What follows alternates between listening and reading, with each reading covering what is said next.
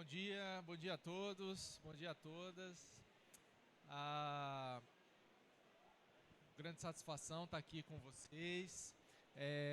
A gente vai dar início aqui a esse próximo painel, ainda no aguardo do Gustavo Nassif, consultor da EPE, Empresa de Pesquisa Energética. Ele está num outro fórum do G20, se deslocando aqui para o nosso painel. Já vamos dar início aqui e seguimento. E nesse painel a gente tem uma participação super especial da diretora Agnes, da ANEEL, e que certamente vai trazer para a gente aqui uma visão bastante interessante de outra agência irmã da ANP, do setor de energia, e pode contribuir demais, Agnes, para algumas discussões que a gente tem feito na agência e junto às empresas reguladas pela ANP.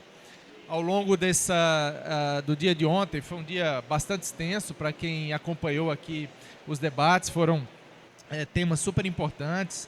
Inicialmente, Agnes, a gente teve uma keynote speaker, a Ana Casaca, da Galp, que apresentou um pouco o modelo de inovação da Galp.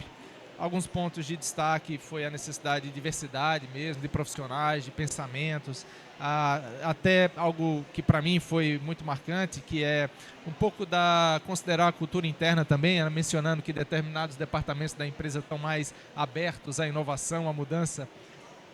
Tudo bem, Gustavo? Começamos aqui. Já foi devidamente justificado aqui para todo mundo. Obrigado.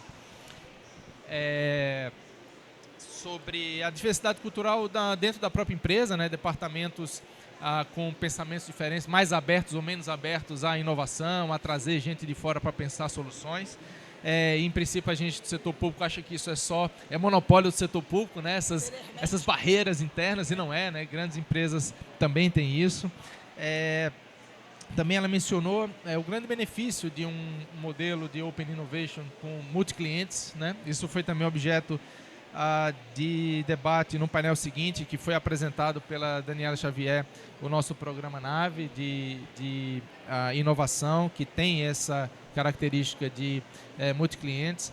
Na verdade, foi um programa idealizado pelas próprias empresas petrolíferas, que trouxeram para a ANP a concepção inicial, o modelo inicial, e a partir disso foi desenvolvido esse programa.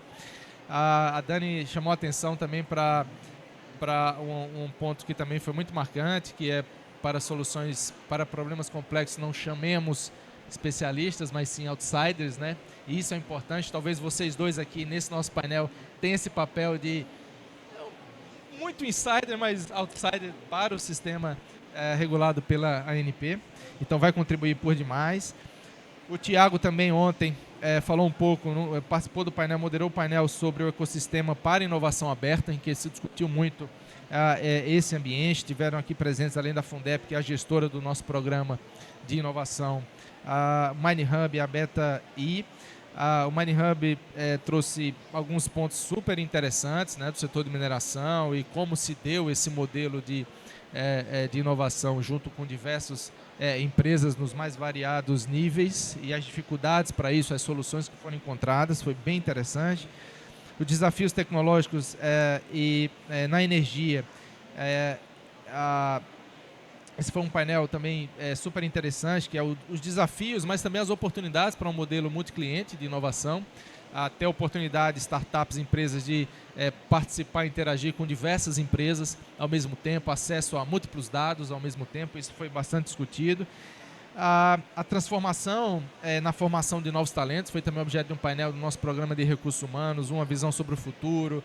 A FAPESP, que é a nova gestora do nosso programa, comentou sobre a necessidade de termos múltiplos caminhos para diversos tipos de profissionais que são muito variados, jovens, que têm outras visões, não apenas vai seguir aquela carreira da graduação, mestrado, doutorado e depois mercado, mas ter múltiplas saídas. Isso foi muito interessante nas discussões. E num contexto em que a gente também está discutindo uma inovação no programa de recursos humanos da ANP, olhando, portanto, o futuro que o Rafael apresentou nesse painel de hoje. E no dia de ontem, por fim, falamos também sobre o futuro inclusivo, em que a Mariana, nossa superintendente adjunto, moderou um painel super interessante sobre essa necessidade de uma diversidade, da inclusão, o que é necessário para isso. E um dos pontos marcantes, né, Mariana, foi ao final dizer o que é chave para, de fato, quem está com a caneta na mão, tomar a decisão. Ficou claro que, como você mesmo falou, né, Mariana, não é apenas, vou fazer, vamos incluir, não é assim. Eu tenho que ter um diagnóstico, eu tenho que ter dados, eu tenho que ter informação, e é um pouco do que a gente pretende fazer com o nosso modelo de regulação de PDI, que foi objeto do primeiro keynote de hoje, o Fraunhofer mostrando a importância do Impact Assessment para melhor desenvolver a alocação de recursos, para melhor direcionar a inovação e assegurar uma accountability, avaliar os outcomes. Então, o que a gente está tentando, exato, é implementar, olhando o futuro, ter dados, ter acesso, fazer essa análise de Impact Assessment, avaliar os projetos, os programas de uma forma muito mais qualificada para, eventualmente, mudar a forma como nós regulamos e atuamos nesse setor. E aí entra o nosso painel, que é um pouco, eu até diria que para além da influência das agências, o Rafael mostrou bem resultados da influência do nosso modelo regulatório na agência, para onde a gente está indo, um pouco da discussão de qual é o nosso papel enquanto agências reguladoras e a EPE como instituição super importante de planejamento e pesquisa do setor energético, qual é o nosso papel nesse ecossistema? Que tipo de regulação é uma regulação eficiente para induzir, para gerar, para incentivar? Da parte da ANEEL, Agnes, a ANEEL tradicionalmente, talvez pela característica do setor que regula, indústria de rede, monopólios naturais, conseguiu desenvolver uma regulação talvez referência, né, para o mundo e certamente para o Brasil, uma regulação baseada em incentivos, né, como eu coloco monopolistas para competirem, né, no caso da distribuição de energia. Então, como vocês se enxergam no setor de energia elétrica, qual o papel então da ANEEL, como se dá um modelo hoje, né, de incentivos e regulatório da ANEEL no setor de energia elétrica, e como a gente pode aprender também com vocês. Então, se você puder rapidamente mostrar para a gente esse ambiente regulatório do setor elétrico na pesquisa, desenvolvimento e inovação, e um pouco do que vocês têm olhado para o futuro desse papel da ANEEL, seria muito bom para todos que nos assistem. Obrigada, Daniel, Fernando, Melissa aqui também. Fico muito feliz de estar aqui. Assim, tudo que você falou, adorei o resumo, porque é sempre música para os nossos ouvidos, né? De alguma forma, quando a gente está nesses setores que tem o privilégio, diferentemente de outros da economia, de terem recursos para investimento, né, em inovação. E, no fundo, a gente vê que a gente está falando mais ou menos a mesma coisa. Eu e Nassif, a gente trabalha bastante tempo nessa agenda da inovação no setor de energia. Eu acho que ele vai poder falar bem dessa parte dos dados que a gente tem hoje para orientar um pouco melhor a formulação da política pública e até o nosso trabalho enquanto reguladores para priorização. Mas o que eu posso falar da ANEEL, assim, o P&D regulado da ANEEL, ele é uma obrigação legal, né? Então, é uma lei, a 9991, acho que é 2000, né? E que os agentes do setor elétrico, concessionários de distribuição, eles têm que aplicar 0,14% da receita operacional líquida e concessionário de geração de transmissão é 0,28%. E é bastante dinheiro. E aí esse programa ele passou por óbvio, né, uma curva de aprendizado longa. No começo, os agentes tinham que apresentar os projetos, a ANEEL tinha que aprovar para depois eles implementarem. Depois passou por uma coisa mais parecida como é o de vocês, do que eu entendo, que é os agentes desenvolvem por conta e risco e a ANEEL vai lá e depois verifica se estava dentro das regras e se pode, né, alocar a receita para essa finalidade. E lembrando que, no caso do setor elétrico, o dinheiro, o recurso em si, fica na contabilidade do próprio agente, né? Ele não transita por nenhum lugar, então ele tem um recurso para fazer o uso para essas finalidades. Aí, eu acho que de um tempo para cá, a ANEEL já tem um tempo, acho que 2012 por aí, começou a fazer as chamadas estratégicas, que é um tema que, digamos assim, em termos de roupagem, parece muito com uma discussão que o Ministério da Fazenda tem feito agora, mais recentemente, que está olhando justamente para a questão da industrialização verde, para a inovação, que são as compras tecnológicas, né? Então, existe uma lei, eu acho que de 2 anos atrás, que fala das compras tecnológicas, que basicamente é como que o poder público pode orientar, com recursos públicos, né, o desenvolvimento de tecnologias. E no nosso caso, a gente fala, o nosso recurso não é público, o público tem uma natureza, mas ele não é público, né? Ele é privado. Mas, de qualquer forma, o que a ANEEL faz com as chamadas estratégicas é tentar orientar para temas que são de interesse. E isso ia sendo feito muito ao longo dos anos, com os temas que estavam sendo discutidos na agência. E aí, o ano passado foi o primeiro ano que a ANEEL aprovou o PQI, que é o Plano Quinquenal de Inovação, basicamente. Então, olhando 5 anos para frente, o que a gente entende que é prioritário? E aí foi um trabalho bem longo, feito em discussão, né, com a sociedade. Tem várias diretrizes lá, mas entre elas, o que a gente está tentando orientar. E aí isso decorre do trabalho que a EPE fez com a plataforma lá do Inovae, né? A gente tem exigido projetos com TLRs mais altos, não é exigido. A pontuação dos projetos com TLRs mais altos é maior.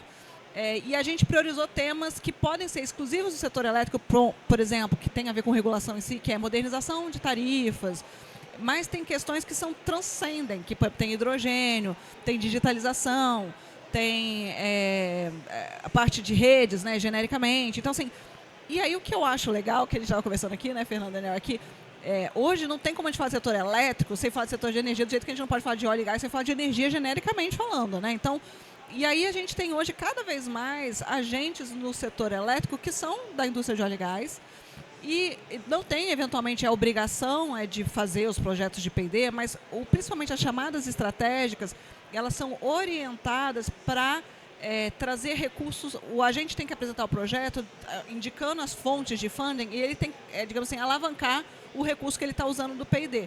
E pode fazer justamente por parcerias estratégicas com outros agentes de fora. Então, a gente tem, assim, acho que hoje, uma multiplicidade maior de agentes atuando nos P&Ds regulados da ANEEL, que não são agentes do setor elétrico puramente ditos.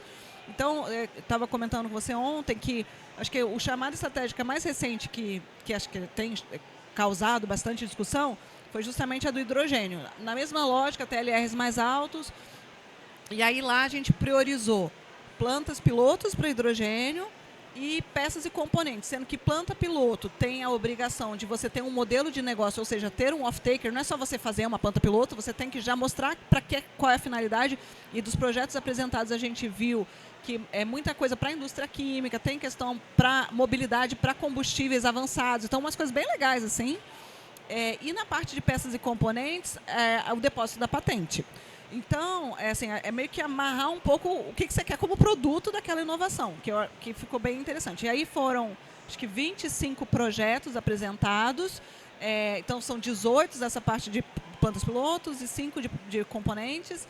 E aí a gente, então, teve, acho que 2 semanas atrás, uma rodada, então várias pessoas a gente chamou do próprio Comitê Gestor do Programa Nacional de Hidrogênio para participar desse painel de avaliar esses projetos, e a diretoria colegiada da ANEEL então deve tomar uma decisão final, acho que em setembro, por aí. Então a gente vai olhar, se debruçar quais projetos a gente aprova. Mas para dizer que entendo que tem muito espaço para a gente trabalhar conjuntamente, né, seja nas chamadas estratégicas, seja aliando talvez essas boas práticas no desenvolvimento da regulação que traz mais flexibilidade, porque eu falo da chamada estratégica, mas dos instrumentos, a gente tem chama ProPD, que são os procedimentos, né, da pesquisa e desenvolvimento da ANEEL.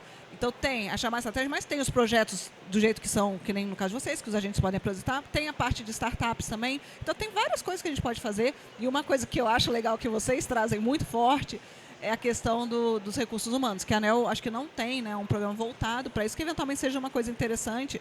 E aí, voltando para a discussão do hidrogênio, quando foi em 2022, 2021, que foi aquele diálogo estratégico em alto nível das Nações Unidas, a gente apresentou um Energy Compact, que é um compromisso internacional, o país apresentou, né, e com a participação da ANEEL, da ANP, aí do Ministério da Educação, do MCTI.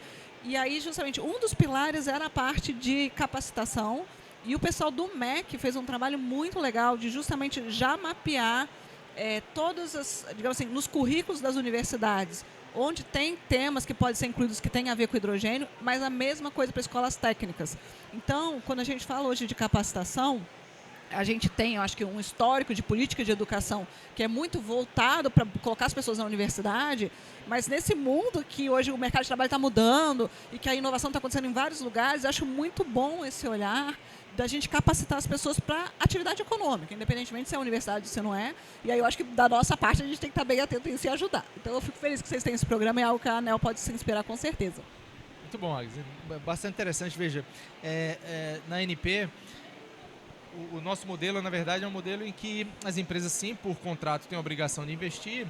E de uma forma muito simplória, o que a agência estabelece é requisitos mínimos para empresas ou instituições de pesquisa poderem tocar projetos. Então, infraestrutura laboratorial básica, pesquisadores, e a gente credencia, portanto, essas instituições que se tornam aptas a receber esse recurso para investir.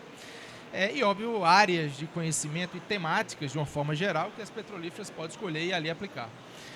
Nós não avaliamos previamente a maior parte, com algumas exceções, a maior parte dos projetos das empresas nós não avaliamos previamente, mas sim a posteriori fazemos sim algumas auditorias. Então, no fundo, e nessas auditorias que a gente faz, acaba sendo muito mais associada quase que auditorias contábeis, financeiras, né, análise de elegibilidade de uma despesa ou outra, pouco sobre o impacto que aquele projeto trouxe, o resultado que ele vem trazendo, ou eventualmente a conexão daquele projeto com um outro e como aquilo realmente está contribuindo para o desenvolvimento da tecnologia ou na cadeia de fornecimento do país, e algo muito mais estratégico. É o que a gente está tentando realmente redirecionar esse nosso olhar. Mas você traz um ponto muito interessante, Agnes, que é essa influência que a ANEEL tem, por meio das chamadas estratégicas, de fato direcionar projetos para um determinado tema, assunto e tudo mais, o que nós na ANP ainda não temos. Mas, óbvio, a busca para eventualmente a gente ter esse poder de influência no setor, priorizando, mostrando um pouco caminhos ou temas ou áreas que são estratégicas para o país, necessita que a gente tenha dados, informações, diagnóstico, um pouco do que a gente está buscando fazer. E a EPE, Gustavo, tem, me parece, esse papel fundamental, né, de estudar, pesquisar, analisar e ajudar o país a dar as suas linhas estratégicas para o setor. O Inovaí é algo essencial. O Rafael mostrou aqui os dados que refletem, na verdade, conversando com o Tiago, dizendo o seguinte: veja a importância do recurso regulado da ANP para esse ambiente de financiamento de PDI no setor de energia, e o quão desconectado está a ANP desse ambiente BNDES, FINEP. Esse é algo que chama muita atenção com o dado que a EPE disponibilizou. Então, como que está hoje a EPE, os caminhos, o planejamento da EPE para contribuir com essas, talvez, né, ampliar a conexão entre essas diversas instituições que têm esse papel fundamental e melhor orientar política pública e, por consequência, a atuação regulatória? Obrigado, Daniel. Eu vou começar falando um pouquinho sobre a história da Inovaê, porque ela responde um pouco esse seu questionamento, né? O Brasil participa desde o começo de uma iniciativa global que chama Mission Innovation, que é uma das principais iniciativas globais de alavancar investimentos em energias limpas de uma forma geral.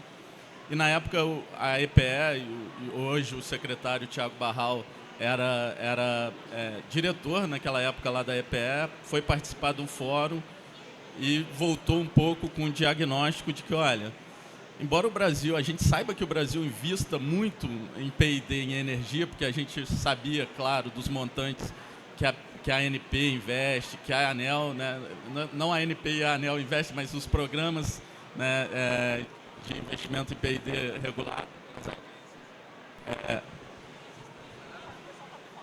Tá ouvindo, né?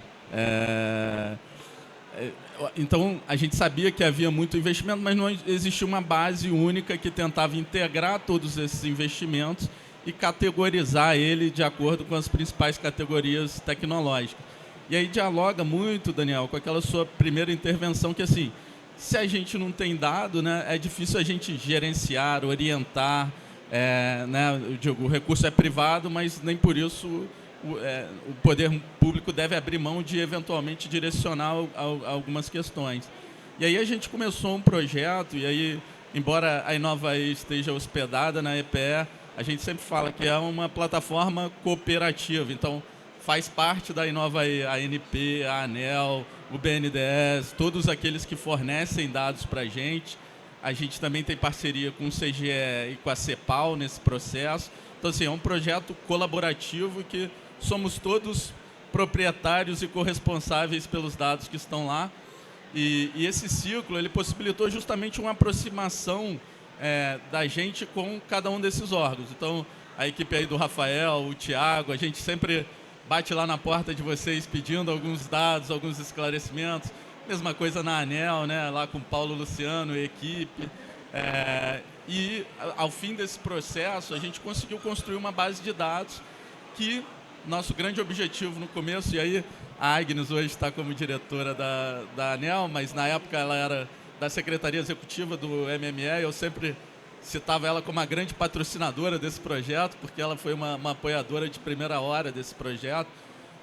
Com esse projeto e com esse processo, a gente conseguiu começar a influenciar, né, a formulação de política em si, que era uma angústia do Ministério de Minas e Energia na época, de olha, tá bom, mas como que eu conecto eventualmente o planejamento com as ações que estão sendo feitas, né, sem ser determinativo? Na época a gente passou uma resolução CNPE 02 de 21, que ela estabelece, por exemplo, prioridades tecnológicas para o Brasil em investimento em P&D, orientando os programas regulados a olharem com carinho especial. É óbvio que não é mandatório, mas então tem lá temáticas como hidrogênio, armazenamento, biocombustíveis, termoelétricas sustentáveis, digitalização. São aquelas temáticas em que, do ponto de vista do planejamento, a gente achava importante, e com a estruturação da base de dados a gente começou a ver os montantes que estavam sendo investidos naquelas tecnologias e se sentiu confortável, então, de propor para o Ministério, na condição de entidade representante nesse caso, de que a gente fizesse essa conexão entre os dados e a política pública. Para além disso, né, eu acho que essa missão de subsidiar políticas públicas, o próprio Plano Nacional do Hidrogênio, né, que foi lançado no ano passado, ele estabelece, por exemplo, o aumento de investimento na tecnologia hidrogênio, usando a InovaE como a referência, né? Então, assim, estabeleceu lá atingir 200 milhões em 2025. A gente já tem visto um aumento bastante significativo desses investimentos, com a chamada estratégica da ANEEL. Eu ouso dizer que passaremos disso antes de 2025, provavelmente. Então, assim, a plataforma em si ela teve essa função e está tendo essa função de dar suporte e dar informações estruturadas para o processo de tomada de decisão do Ministério de Minas e Energia, né?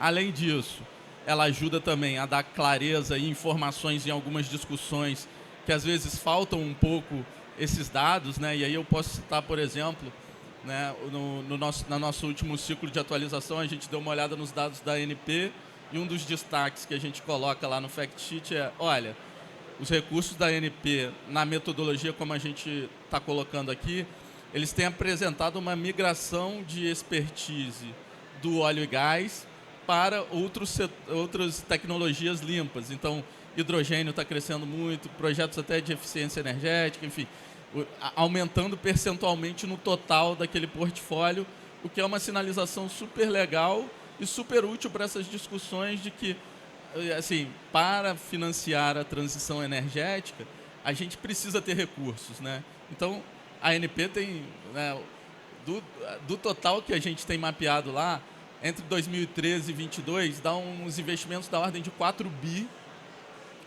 A ANEEL e a ANP juntos dá 75% desse recurso ao longo do tempo.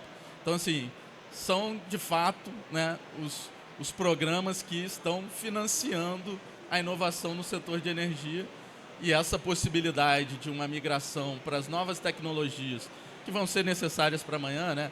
Eficiência energética, CCS, hidrogênio, todas essas, né, podem se aproveitar um pouco desses programas. E aí a Agnes mencionou a chamada do hidrogênio, né? Enfim, e acho que, de fato, as chamadas públicas da ANEEL já foi um destaque num fact sheet anterior que a gente fez, que é um instrumento que mobiliza capital em torno de uma determinada tecnologia. E aí a chamada pública anterior, a de armazenamento, no fundo, né? Depois já teve a de mobilidade também, mas a de armazenamento assim, um pouco, é bem impressionante você ver como pode mudar o patamar do investimento, ou seja, era quase nulo, a partir do momento que teve a chamada, você eleva aquele patamar e ele fica ali razoavelmente estável por um período, porque a chamada geralmente tem projetos de 4 anos, e, enfim, aí esses instrumentos eles são bastante interessantes para a gente conseguir mobilizar e unir um pouco esses dados que estão disponíveis com as estratégias nacionais, a estratégia nacional no fundo, né? Então, é um processo que a gente tem se orgulhado bastante, né? E claro, compartilhado aqui, vocês aqui da ANP também são, né, fundamentais até por essa importância e relevância dos recursos, mas também fundamentalmente pela disponibilidade da equipe técnica da ANP de compartilhar com a gente, conversar com a gente. Temos reuniões aí periódicas, né? Enfim, acho que é esse ponto inicial aqui. Posso complementar? 2 coisas interessantes. Assim, sobre a chamada, a gente está falando de uma expectativa de investimentos de 2,8 bilhões nessa chamada estratégica, sendo que 1,2 bilhão não são do recurso do P&D, são recursos que os agentes conseguiram com outras partes. E aí, nesse comitê que a gente fez para ajudar a selecionar os projetos, a gente chamou o Banco Mundial, chamou o BID também, porque, assim, no fundo, tem muita gente querendo colocar recurso nesses projetos. Então, essa é uma questão.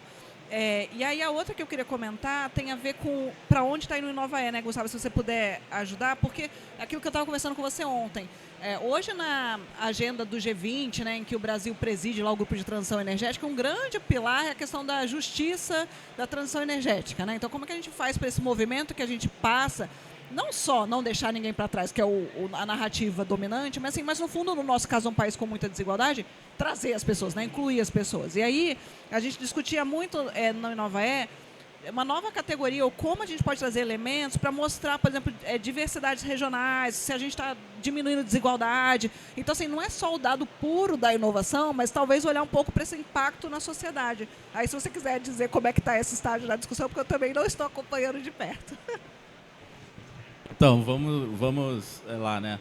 A Inovaê, de fato, né, desde que ela foi concebida, a ideia não era que fosse só uma plataforma de dados de investimentos em P&D. A gente sempre brinca e usa a figura de um quebra-cabeça, né? A gente quer construir lá um quebra-cabeça com indicadores de inovação no setor de energia no Brasil. Então, começamos com investimento, pesquisa, desenvolvimento e inovação. Aí conseguimos uma primeira grande vitória, que era tornar a atualização regular, porque é importante tanto para a plataforma quanto para o uso na política pública. No ano passado, lançamos um novo módulo, que é um módulo que analisa patentes, e analisa patentes abrindo pelas categorias tecnológicas que a gente usou lá na parte de P&D. Então, a gente começa a conseguir fazer um retrato, né, mais ou menos parecido. Então, os investimentos, o que vira patentes, enfim, um pouco essa é a ambição.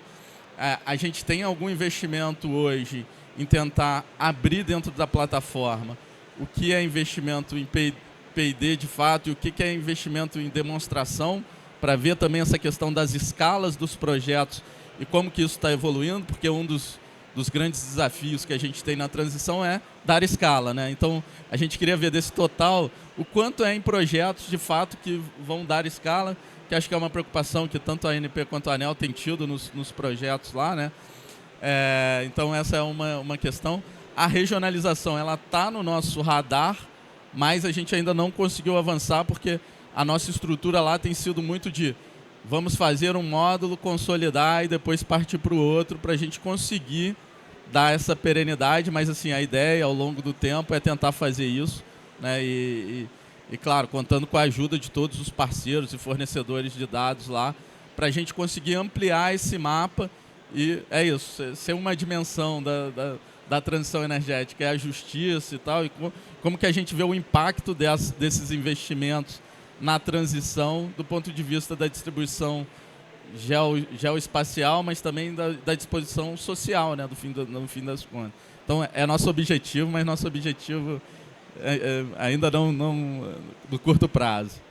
Muito bacana, pessoal. Eu noto, Agnes, Gustavo, que historicamente a ANEEL e a ANP têm pontos de interseção muito claros, né? A gente colabora com vocês na discussão sobre fornecimento de combustível para térmicas do norte. Inclusive temos reuniões lá com a ANEEL recentemente sobre restrições nesse fornecimento, em térmicas a gás, nos leilões, manifestação sobre lastro para as térmicas participarem dos leilões.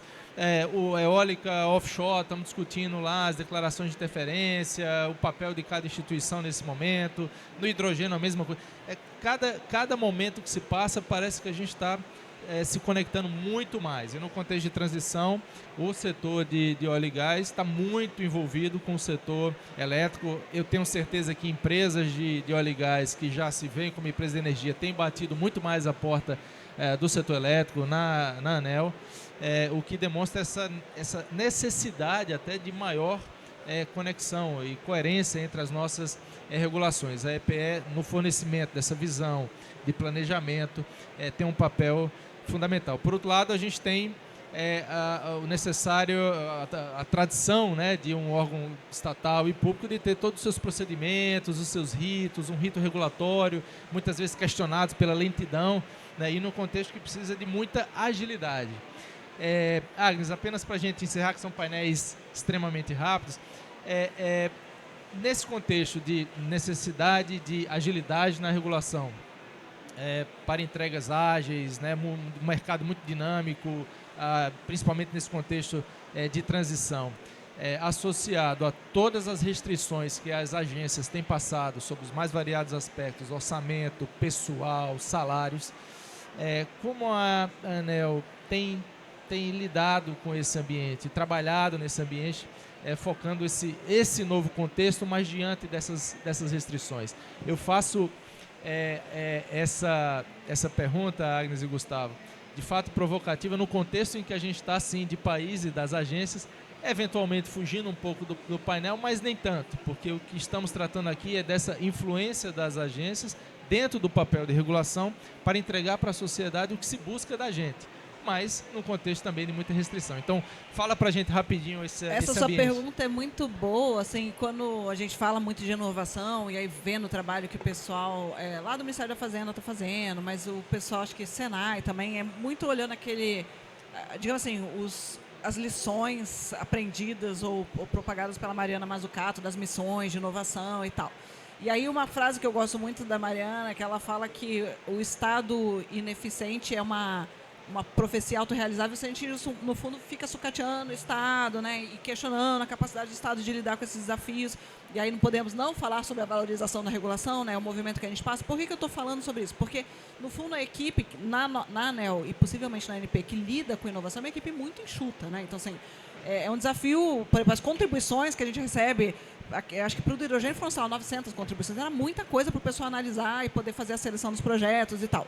Então, eu acho que a gente, em termos de capacidade de homens-horas, a gente não tem uma capacidade infinita para lidar com todas as alternativas com as quais a gente poderia trabalhar. Óbvio que, como eu falei, o PQI, né, e o ProPDI, eles falam de várias formas de inovação, mas a que eu acho mais desafiadora ainda é a inovação aberta, quando a gente trata de startups e tal, muito em termos de você desenhar uma governança que te permita incluir esses novos agentes no desenvolvimento de inovação e prestar contas, que é isso que é a parte chata do nosso trabalho, é ficar acompanhando a prestação de contas, porque, no fundo, é um recurso que ele tem uma finalidade pública, de alguma forma. Né? Então, a inovação aberta, eu ainda acho desafiadora assim, a gente incorporar no dia a dia, né, do nosso trabalho, mas, de qualquer forma, quando a gente institucionaliza, né, então, a política, o plano, e vai abrindo, né, digamos assim, os canais da inovação de forma mais clara para a sociedade, os próprios agentes também se organizam muito para trazer as soluções. Então, eu acho que é um pouco isso, a gente ir criando os canais e aí esperar um pouco essa resposta dos agentes do mercado para trazerem e ajudarem a gente a ir implementando aquilo que a gente já criou como possibilidades. Eu tive uma notícia excelente aqui, que a gente tem mais meia hora. Exatamente, então tá perfeito aqui, dá para conversar bastante. A Agnes mais cedo falou que participou de um painel, né, Agnes, que era, sei lá, 4 pessoas, meia hora. Falou, nossa, o jovem de hoje não quer realmente escutar nada, né? É só botar em velocidade 2 e acelerar. Não, mas bacana. Então tem bastante tempo aqui pra gente discutir. E aproveitando, Rafael, até um pouco da dinâmica do evento, eu deixo aberto para o nosso time, para quem está participando, aproveitar e perguntar aqui também, aproveitar a participação da Agnes e do Gustavo, por favor, se tiver interesse, vamos sugar aqui o máximo que puder deles, fiquem 100% à vontade, pessoal, veja aqui o pessoal das empresas, aproveite aqui também, interagindo aqui com a ANEEL, vai ser importante para a gente. Agnes, eu vou aproveitar, Gustavo, um dos pontos que foi então mencionado pela Agnes, que é um pouco da finalidade também desses investimentos, buscando reduzir desigualdades regionais, né, eventualmente inserir públicos que não estão dentro desse ambiente, seja por questão de gênero, por questão de origens.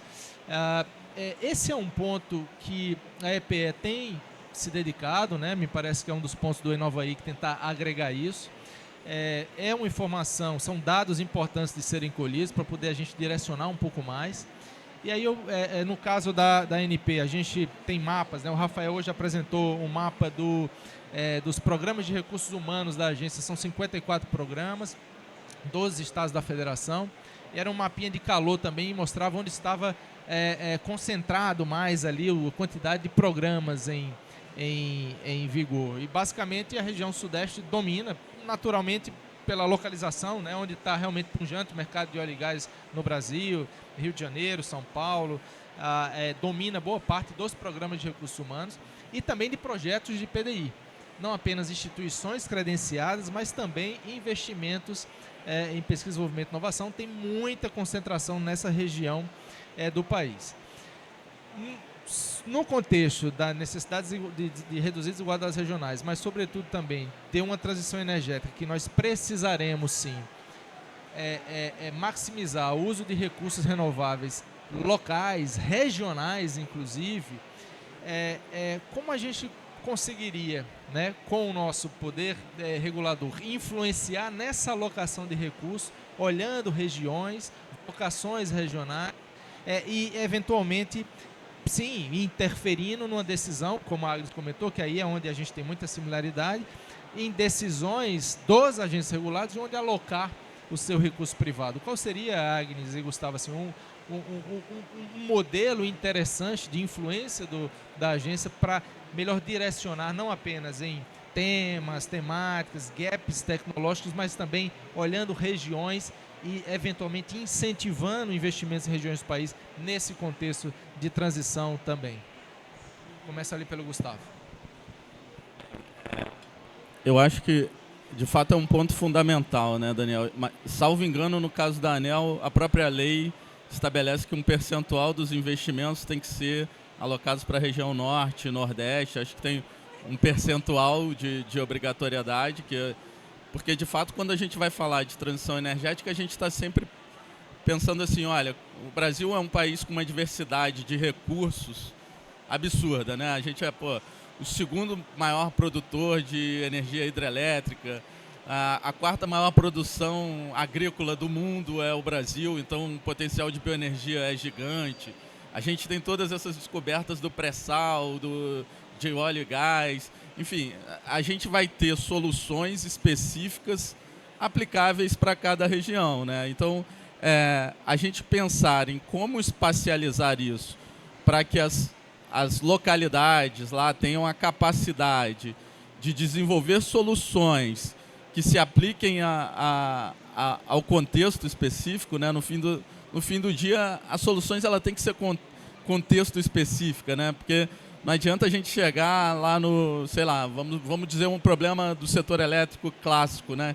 Que é os sistemas isolados basicamente usam diesel, né? Então, a gente tem uma matriz elétrica que no sim é 93% renovável e a gente tem toda uma região dos sistemas isolados, basicamente, vou dizer, não sei o percentual exato, mas mais de 80%, 90% movida a diesel, né?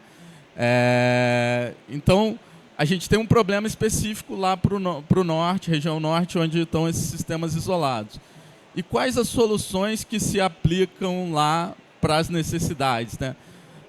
Uma solução da gente que eventualmente está aqui no Rio de Janeiro, no nosso escritório, pensando, pode ser pô, vou fazer um sistema lá que usa energia solar e baterias e isso vai resolver a vida, né? A gente, de fato, tem algumas empresas que fazem esse movimento, estão testando isso, mas isso não quer dizer que vai dar certo, porque a gente sabe que tem situações específicas. Então, o diesel ele é usado para geração de eletricidade, mas ele também é usado para o barco que a pessoa se locomove, né? Então, tem uma cadeia ali que, se você não entender e, eventualmente, não der soluções adaptadas para aquele contexto, você não vai conseguir. Então, o papel de espacializar um pouco essa capacidade de investir em P&D, eu acho que é da gente ter uma maior capacidade, né, de desenvolver as soluções que estão imersas ali, mas que a gente, de fora, muitas vezes não consegue enxergar, né? Então,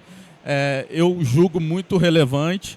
Claro, no caso da indústria de óleo e gás, eu acho um pouco mais complexo, né? Porque as reservas estão concentradas ao longo das costas, enfim, e tal. Então tem uma especificidade nisso, mas eu acho que é sempre positivo do ponto de vista do ecossistema da inovação. A gente, claro, ter centros de referências em algumas regiões, mas também ajudar a desenvolver centros em outras regiões para que aquelas soluções que eventualmente não estão na ordem do dia aqui nos grandes centros, sejam desenvolvidas pensando o contexto específico. Então, eu vejo que é bastante positivo essa espacialização do uso desses recursos, né? O que eu queria comentar, Daniel, é que essa questão da gente considerar a realidade, ela é muito importante para a gente ser, de um lado, humilde e, por outro, eu acho que audacioso. No sentido que, no começo do ano, eu tive na Ministerial de Eficiência Energética... Foi o primeiro fórum de inovação da Agência Internacional de Energia. E aí estava justamente todo mundo falando da COP do ano passado, daquela meta de triplicar investimentos em renováveis, dobrar o ritmo de eficiência energética. E veio uma representante de um país africano falando, olha, a gente está fazendo um super esforço para atrair recursos para inovação na África, é muito difícil. Mas para a gente tem coisas muito mais simples que a gente precisava fazer. E aí ela deu um exemplo muito claro, assim, muita termoelétrica muito ineficiente. Se a gente justamente recapacitasse as termoelétricas, a redução de emissões era significativa. Mas não é algo que a gente ouve as pessoas discutindo em nível internacional. E por que eu estou falando isso? Porque daí tive recentemente, também no começo do ano, em Roraima, justamente nesses produtos dos leilões para sistemas isolados que já buscaram contratar soluções de suprimento que não fossem fontes. Então, os agentes tinham maior liberdade de apresentar alternativas. Então, a gente tem hoje, em Roraima, térmica a biocombustível, a gente tem térmica com GNL, né, de azulão, que vem com carreta criogênica, um monte de coisa tecnológica que ninguém imaginava na Amazônia. E, óbvio, como disse Gustavo, a gente contrata, faz a política pública, mas ninguém vê na prática como é que isso acontece e a gente está lidando agora com a adaptação da regulação futura e das regras futuras para acomodar uma realidade que é bastante diferente do sistema interligado. E aí, quando fui visitar lá a térmica e tal, duas coisas, né? Primeiro, conversei com o Conselho de Consumidores da distribuidora de Roraima, eles estavam muito chateados, porque a gente tinha, no setor elétrico, permitido descomissionar uma térmica a óleo diesel muito antiga e ineficiente, porque entrou uma planta biocombustível lá.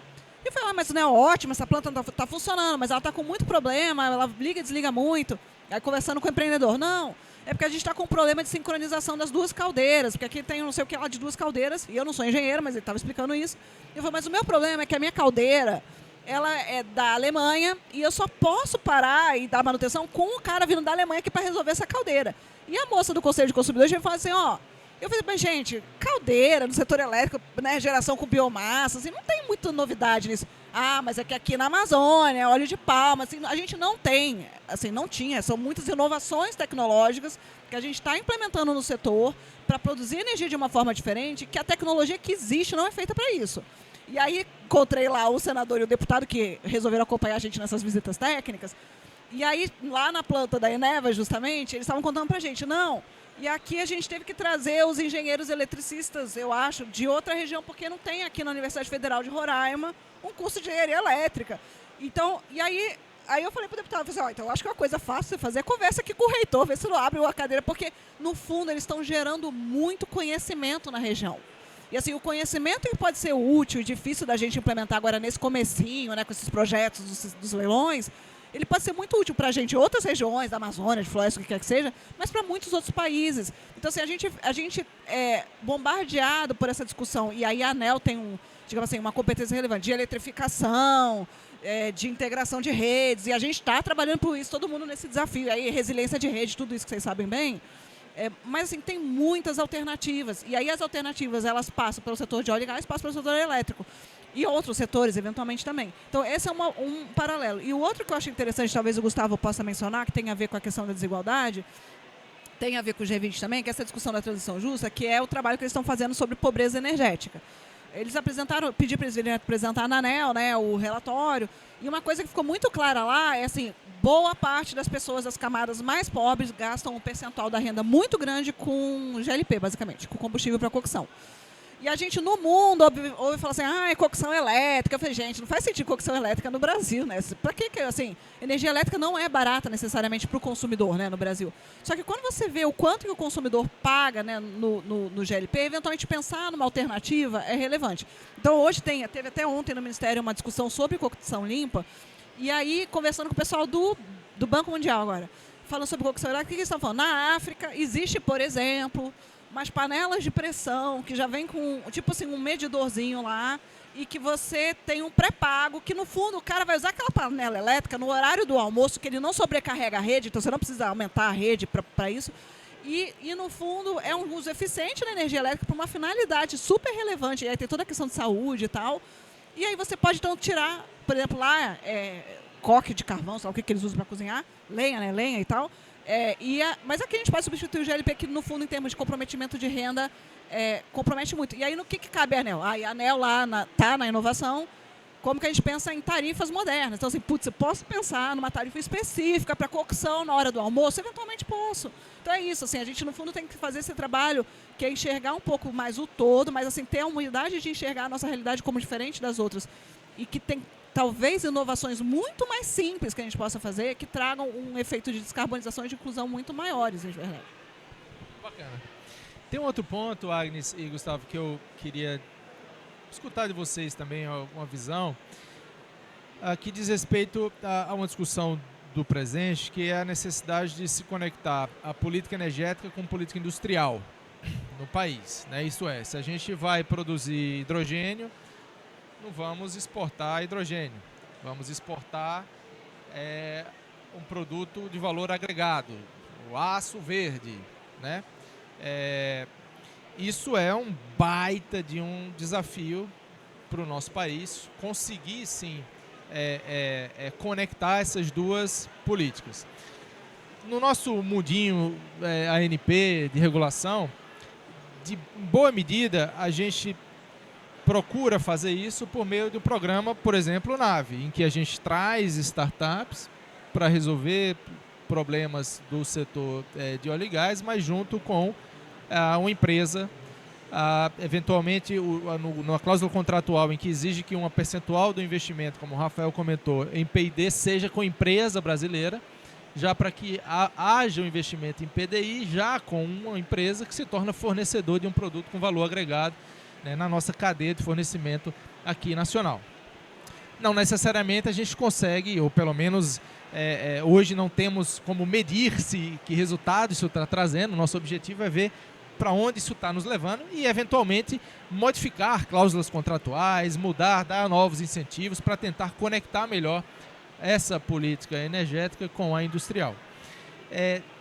Nesse contexto, Agnes e Gustavo, como é que vocês imaginam, né, o papel, seja da ANEEL, o que vocês têm pensado sobre isso, nessa conexão no campo de PDI, inovação, conectando mais essas indústrias energéticas com a industrial, preocupações relacionadas a isso também.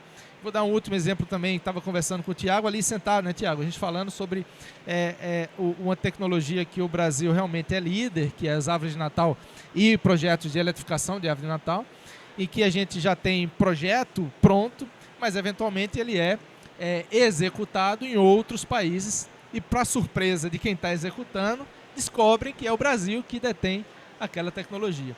Como a gente consegue conectar melhor? Que tipo de reflexões vocês têm feito na ANEEL e a EPE nesse contexto de planejar política energética e no que está se discutindo hoje do país e conectar com política industrial? Quais são talvez os pontos críticos ou chave para tentar realmente conectar essas duas políticas? Vou começar aqui pela EPE.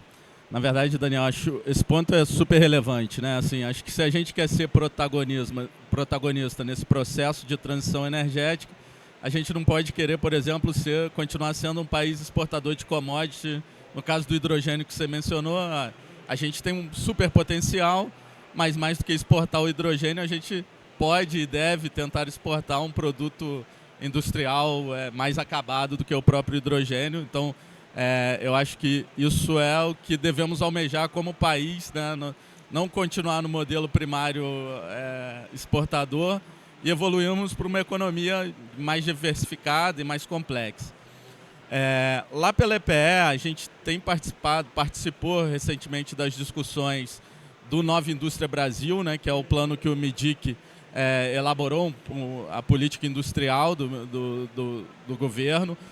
A gente participou especificamente de uma das missões, porque a Agnes mencionou aqui a Mariana Mazzucato, né, e eles estruturaram a política em 5 grandes missões. Uma delas era bioeconomia e transição energética. A gente participou lá pela EPE desse processo de discussão. Então, assim, tentar conectar como que o setor energético pode ser o insumo para uma política industrial, como o caso da Nova Indústria Brasil, ou como a gente pode, lá nos planos do Ministério da Fazenda, de transformação ecológica, que também tem um eixo de transição energética, como que a gente pode contribuir para que esse processo de adensamento das cadeias produtivas no Brasil seja de fato feito. E a gente pode olhar, né, uns casos, ou talvez o caso mais emblemático seja a questão do aço. E aí, por que a questão do aço? Né? Eu acho que assim, a gente tem que entender também que o mundo inteiro faz política industrial e, às vezes, traveste isso de outras coisas. Né? Então, por exemplo, recentemente tem a questão do CBAM, né, para o mercado de aço, e que os limites europeus que os europeus estão colocando consideram hoje apenas o escopo 1. Isso é muito ruim para a indústria brasileira, que ela é muito boa em escopo 2. Ela tem uma alta renovabilidade no escopo 2, mas a política industrial da Europa foi feita de tal forma que eles estão olhando só o processo de emissão dentro da fábrica e ignorando, por exemplo, o uso da energia, e isso não torna a nossa indústria tão competitiva. Então, a gente tem que estar olhando não só a nossa própria política industrial, mas olhando os movimentos internacionais para podermos entender como conseguiremos desenvolver um pouco a nossa indústria. Né? Então, no caso do aço, eu acho que é isso.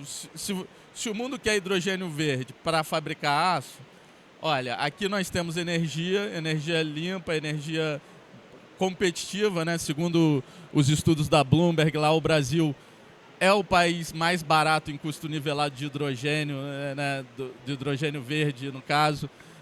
Então, temos potencial, temos recursos, e aí vamos exportar o hidrogênio ou vamos exportar o aço, enfim, os outros produtos produtivos. E eu acho que, nesse momento, no governo, a gente tem visto várias políticas tentando dialogar com essa questão. Né? Se a gente olhar, o Plano Clima do MMA fala sobre transição. Transformação ecológica do Fazenda fala sobre transição.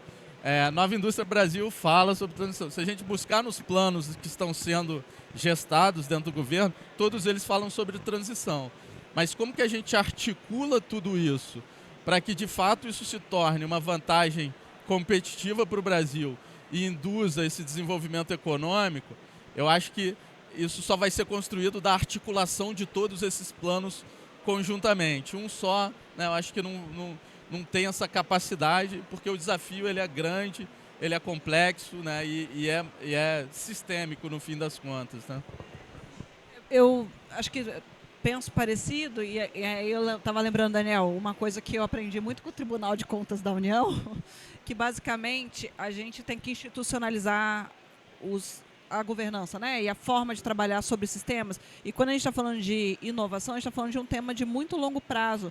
E por que eu estou dizendo isso? Quando a gente fez a chamada estratégica do hidrogênio, que foram lá acho que 19 projetos de planta, piloto e 5 de partes e componentes. E aí eu estava no Lactec, que é um laboratório que tem lá no Paraná, conversando com eles, quando saiu justamente esse resultado. Eu falei, poxa, gente, eu achei que ia vir mais partes e componentes. Aí o pessoal quer de inovação, você se espantou, eu me espantei. Mas é porque, no fundo, a chamada estratégica ela tem um horizonte de 48 a 60 meses. São 5 anos. Eventualmente, em 60 meses, você não consegue criar partes e componentes e depositar patente, né? Então, a gente tem que ter esse tipo de consciência. E aí, como é que a gente faz para que a gente continue trabalhando alinhados com objetivos que são relevantes, de uma forma que você falou, muito conectada e integrada? Então, assim, para mim, a experiência lá do Programa Nacional do Hidrogênio, ela foi muito boa, porque a gente tinha o pessoal começou a bombardear muito o Brasil. Você, e vocês, como é que é o plano estratégico vocês de hidrogênio? Os países todos, com um monte de metas de produção, exportação, e a gente não tinha número nenhum, né, Gustavo? Eu falei, não, o nosso programa é diferente. O nosso programa, ele é sobre a institucionalização de uma forma dos governos, mas do Estado brasileiro, trabalhar nessa temática para os próximos 10, 20 anos, porque é uma indústria que está nascendo. E aí, e por que eu falo isso? Porque talvez a nossa dificuldade, que nem disse o Gustavo, com nossos parcos recursos humanos, participar da iniciativa do Ministério da Energia, participar da iniciativa do Ministério da Indústria. Então, assim, são várias iniciativas, várias políticas que tratam da mesma temática. Então, e aí a gente sempre tem esse risco que, com mudança de governo, aquela política deixa de existir. Então, quando você institucionaliza, facilita muito, porque aí você consegue ter uma agenda de longo prazo, e no caso desse do hidrogênio, basicamente o Programa Nacional do Hidrogênio é uma agenda de 3 anos de trabalho de um monte de órgão e entidade da administração pública federal, que renova todo ano. Então, no fundo, está todo mundo vendo para onde todo mundo está indo no mesmo tema, e você consegue alimentar mutuamente as políticas. Então, da nossa parte em inovação, eu acho que a gente tem, de alguma forma, pensar em como a gente institucionaliza. Eu acho que talvez o Conselho Nacional de Política Energética tenha um pouco esse papel, né, porque traz as agências, traz os ministérios, né, que são relevantes e afetos, para dar esse tipo de orientação sobre, justamente, prioridades, diretrizes e para onde é desejável que a gente vá. E aí lá estão os ministros, justamente, né, da indústria, da economia, da fazenda, e de outros temas que são afetos também aos temas em que a gente pode fomentar a inovação. Bacana. Para concluir, Agnes, Gustavo, deixa eu perguntar um ponto bem direto para vocês. Vocês enxergam a instituição de vocês como instituições abertas à inovação internamente? Uma regulação ágil, inteligente, que rapidamente percebe uma mudança de direção do mercado e já entrega uma regulação para aquela nova dinâmica, ou eventualmente algo inovador que surgiu, novo modelo de negócio, e rapidamente entrega a regulação, percepções internamente nos processos de trabalho. É uma instituição aberta à mudança de processos, de forma de se fazer, de se trabalhar, equipes, dirigentes abertos a uma inovação de fato. Quando se fala de inovação, quando se fala do ambiente que a gente está vivendo aqui nesse evento, é uma instituição que percebe a importância de tudo isso? Eu acho que a instituição é aberta, mas eu acho que a velocidade é lenta ainda. Então, para dizer que alguns sinais, né? No fundo, a gente passou por aquele peer review do CDE, que olhou lá as práticas da agência, falou que, de fato, é uma instituição que tem que fortalecer sempre o vínculo com os stakeholders, e isso foi entre 2019 e 2021, justamente para estar aberto para outras coisas que, eventualmente, você não está enxergando dentro. E aí, em 2022, mudou todo o colegiado e a gente fez uma reestruturação da agência. E uma das decisões que a gente fez foi, primeiro, em linha com o peer review, a gente tinha muitas superintendências segmentadas. A gente agrupou as superintendências, porque a gente está falando de mais de 25 anos de regulação. Então, que você tem muitas sinergias hoje em dia entre os processos e as áreas. E a gente agrupou várias superintendências. E justamente uma das superintendências, que era essa de pesquisa, desenvolvimento, inovação e eficiência energética, a gente transformou numa Secretaria Especial de Transição Energética e Inovação. Porque a gente viu o quanto que não adianta a gente fazer inovação por inovação, ou, eventualmente ouvir os nossos colegas da superintendência e falar qual é o tema promissor para fazer uma chamada estratégica, mas você tem que estar aberto, sabendo tudo que está rolando fora, o que o pessoal está discutindo, internalizar e a via contrária também.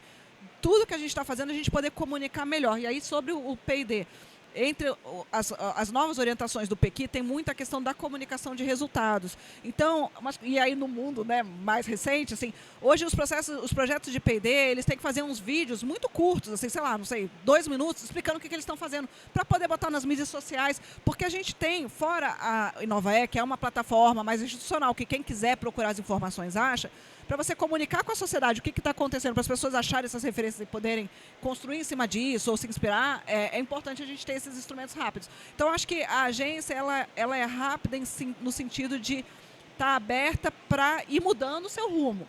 E aí a gente tem, né, uma área muito focada em gestão e modernização de gestão da agência, né, e tudo, como vocês sabem bem, né, agenda regulatória. Então, ano passado foi a primeira vez que a gente colocou na agenda regulatória esse olhar sobre a ESG, tentar ver tudo que tem na agenda regulatória que tem a ver com a ESG. E no fundo, é usar os frameworks que são mais usuais no mercado para as pessoas olharem para as atividades da agenda e fazer, putz, é aqui que eles estão discutindo isso, deixa eu ver se eu me interesso e contribuo. É meio que por aí. Mas é lento porque, que nem você falou, o ciclo regulatório, para você aprovar uma agenda regulatória, para você fazer a discussão com a sociedade da agenda regulatória, é um ciclo longo, assim, não é um ciclo rápido, mas estamos indo. Bacana. Gustavo. Pela EPE, eu acho também, assim, a gente evoluiu muito ao longo dos anos na capacidade de ser mais ágil. Mas é claro, né, como empresa pública também temos algumas amarras e controles que, por vezes, podem dificultar um pouco uma agilidade maior. Mas, assim, do ponto de vista prático, a gente tem investido muito em fazer parcerias de uma forma geral, como forma de potencializar e avançar a capacidade da EPE de eventualmente fazer novos trabalhos. Então, por exemplo, eu citei a questão da InovaE, que é um projeto cooperativo, que se nós, EPE, tivéssemos falado, não, vamos fazer isso aqui sozinho, talvez nem tivesse de pé hoje, porque é isso, tem todas essas amarras. Então a gente buscou parceiros externos, buscou financiamento externo para executar essa questão. Então a parceria lá com o Reino Unido financiou parte dos desenvolvimentos, depois a parceria com a Alemanha, por exemplo, financiou outros, e a gente tem feito isso em outras iniciativas, como, por exemplo, o Programa de Transição Energética, que a EPE fez junto com o BID e SEBRE para discutir cenários de neutralidade climática em 2050, também se apoia um pouco nessas estruturas meio inovadoras do ponto de vista da construção, né? Então, assim, eu considero a EPE uma empresa ágil, porque como assessoria do Ministério, a gente acaba tendo que dar muitas respostas muito rápidas, assim, então, e a gente tem investido em aprimorar as formas como a gente consegue se articular para entregar melhores resultados. O nosso presidente, Thiago Prado, ele é bastante entusiasta do tema inovação, então ele tem promovido algumas alterações dentro da empresa também para ajudar nesse sentido da gente se tornar cada vez mais uma empresa mais ágil, né, claro, nas condições de contorno que uma empresa pública tem que ter, né? Muito bom.